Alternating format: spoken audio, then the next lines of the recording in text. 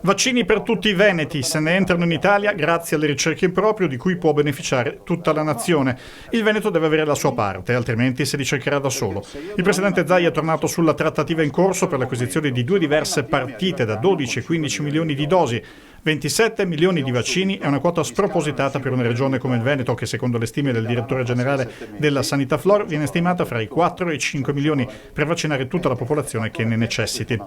Zaia e Flor hanno avuto lunghe conversazioni lunedì con il commissario Arcuri. Gli hanno fornito informazioni sulla comunicazione che avevano dato ad AIFA riguardo alla proposta ricevuta da alcuni intermediari con cui agli albori della pandemia avevano chiuso con successo le trattative per l'acquisizione diretta di mascherine e di respiratori. L'Agenzia per il Farmaco li aveva quindi dirottati sul commissario e Arcuri, qualora ci fosse confermata la fornitura per 27 milioni di dosi, dovrebbe quantomeno prenderla in considerazione. Lo Stato ha il vincolo con l'Europa di non poter comprare vaccini autonomamente, ma le regioni no. Se arrivasse l'autorizzazione dell'AIFA, il Veneto potrebbe comprare i lotti e girarli allo Stato, tenendosi le sue 5 milioni di dosi. Nel dialogo con il commissario Arcuri, Zaia dice di aver specificato che in ogni caso i soldi per comprarli sarebbero quelli dello Stato.